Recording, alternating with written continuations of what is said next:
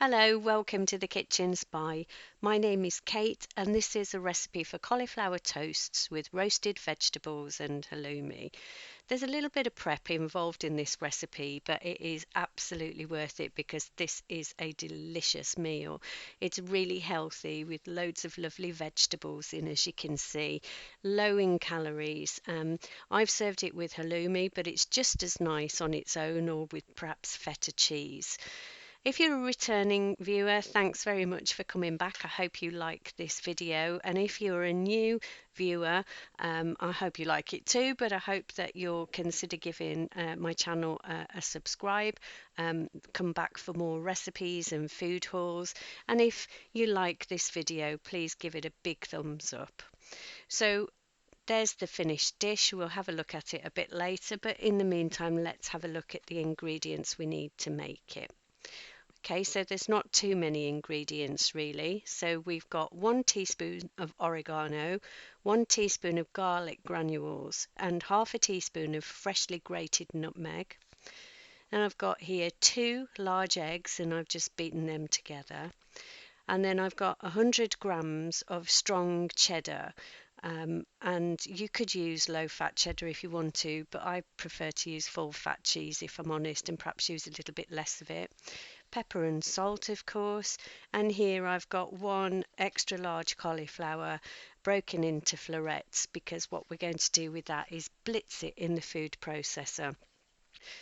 So you can actually buy cauliflower that's already processed, and I believe they call it cauliflower rice.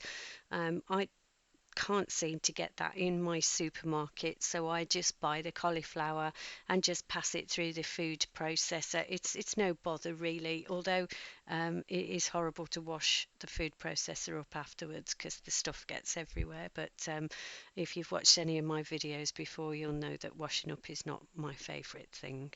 Anyway, so once we've done that, what we need to do with it is cook it. And I'm going to cook it in the microwave, and you can see here each of the pieces is very separate. It looks quite dry, but once we've cooked it, we need to squeeze the moisture out, and you'll be amazed at how much moisture actually comes out. So I'm just preparing it for the microwave, and I'm going to stick a bit of cling film over the top of this bowl, and then I'm just going to pop some holes in the top of that, and then I'm going to microwave this on full power for 5 minutes, and I'm going to stir it halfway through to make sure that it gets cooked properly. Once the cauliflower is cooked properly, then what we're going to need to do is to squeeze all of the liquid out of it. And so for that, I use a tea towel. This is a cotton one that I keep specifically for this task, so I don't use it for wiping pots or anything. But there is an absolutely load of liquid that comes out of the cauliflower like you wouldn't believe. As you can see here, it still looks quite loose and dry, but when we start squeezing it, absolutely loads of liquid will come out. So the first thing to do is to spread your tea towel onto the countertop, and then we will put the cauliflower onto the tea towel and begin to squeeze it out shortly. Now, as you can see there, with all the steam that's coming off the cauliflower, this is really, really, really very hot. So I'm going to be using a pair of gloves to protect my hands as much as I can, but also because it's a bit icky as well, squeezing the cauliflower out. So once I've got my gloves on, I just scoop the tea towel up so that the cauliflower is in a kind of bag. Then you just put it over the bowl and squeeze as hard as you can until the liquid starts to come out, and just keep on squeezing and turning the cauliflower so that you get as much liquid as possible out of the cauliflower itself. Now, I hate doing this. I find it really awkward. My hands aren't really very big and I'm not terribly strong. So if anyone else has got a tip on how to do this more easily in a better, less yucky way, then please tell me in the comments down below. But keep squeezing, and as you can see, loads of liquid does come out, and what you're left with is a fairly dry mixture. And then what we need to do is just break up that mixture so that again it's in its individual little pieces and it's cooked this time. And then we can start adding the other ingredients. So the first thing we're going to do is add the eggs. Just pop the eggs right in, and then we're going to add the cheese. Then we give it a great old big mix up. And it's important at this point to make sure that everything is thoroughly mixed through. So the eggs and the cheese give the toasts, in inverted commas, a kind of stable structure. Don't expect them to come out crispy because they'll be crispy around the edges, but they're quite soft. And I've seen people use this type of base actually for pizzas and things. So then we're adding the garlic granules, the oregano, and the nutmeg, and again mixing it all through. It's quite a doughy mixture, and you can, if you don't like the oregano, garlic, and nutmeg mixture, you can add whatever herbs and spices you want to. You can mix it up. You don't even have to add any spices if you don't want to. It would work quite well just with this and with salt and pepper. And I'm going to season it quite well with salt and with pepper. And once you've mixed everything, it really is like a kind of quite a stiff dough mix, almost like a kind of pasta dough or a pastry. But don't worry, you can't really overwork it or anything. We just need to make sure that all of the flavours are mixed all of the way through. And then it gets to the point where it drops off the spoon with a little bit of encouragement, and you'll know then that it's ready. So here's a baking sheet. It's a fairly large square baking sheet, and I'm just spraying some oil on it. And because we're going to be using pretty much the entire surface, I'm actually moving the oil around with a spatula just to make sure that the whole thing is covered nicely.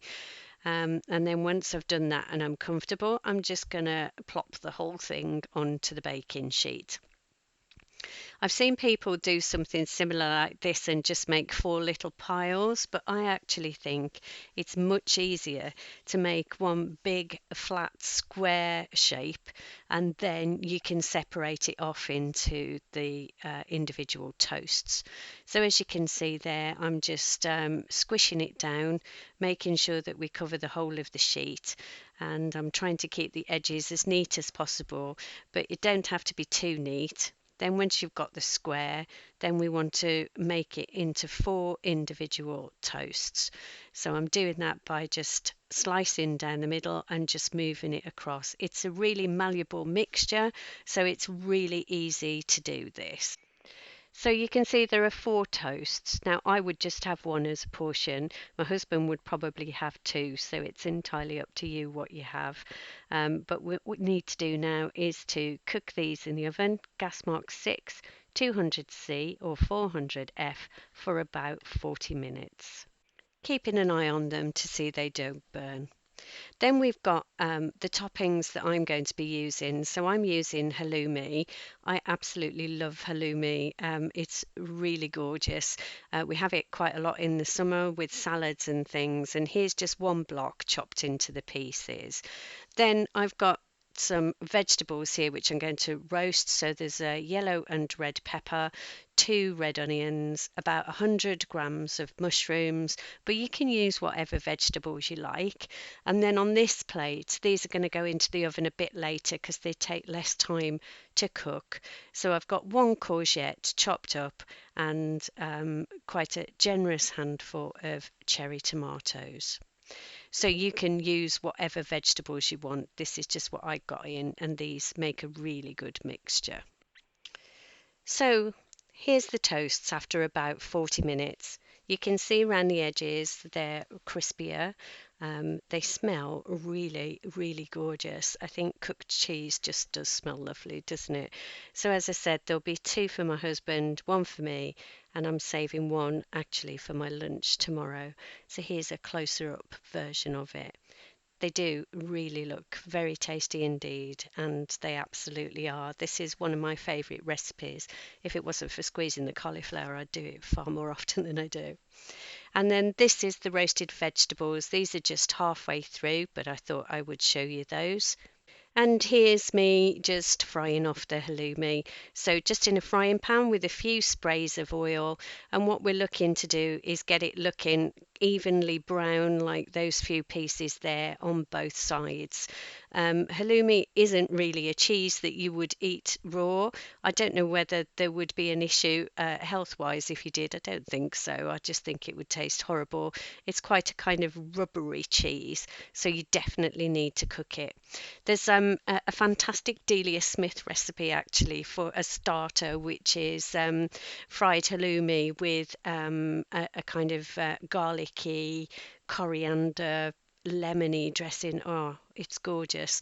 I do love halloumi. It's one of my favourite cheeses, but it is a bit of a faff because you have to cook it, but it's definitely worth it. And if you've never tried it before, it might be worth giving it a go now. So here it is, all plated up. So this plate of food is 439 calories. That's 200 calories for the halloumi, and for the toast and the veg, that's 239 calories. So altogether, 439 calories of really delicious food. Now, in my opinion, this doesn't really require anything other than a drizzle of balsamic vinegar. But if you wanted to put any other dressing on that, then absolutely that would be fine as well.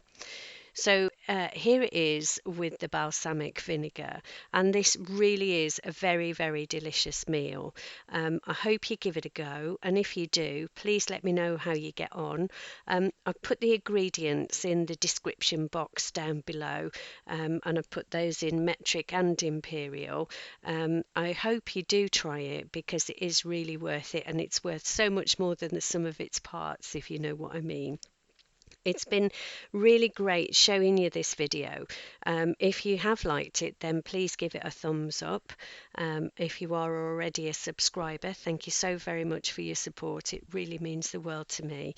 And if you aren't yet a subscriber and you feel like you might want to, then please click the subscribe button and also the notification button so you'll get to hear when I put up new videos, which are mainly recipes and food hauls. Well, thank you so much for watching. It's been a pleasure. I hope to see you again soon. Thanks again. Bye bye.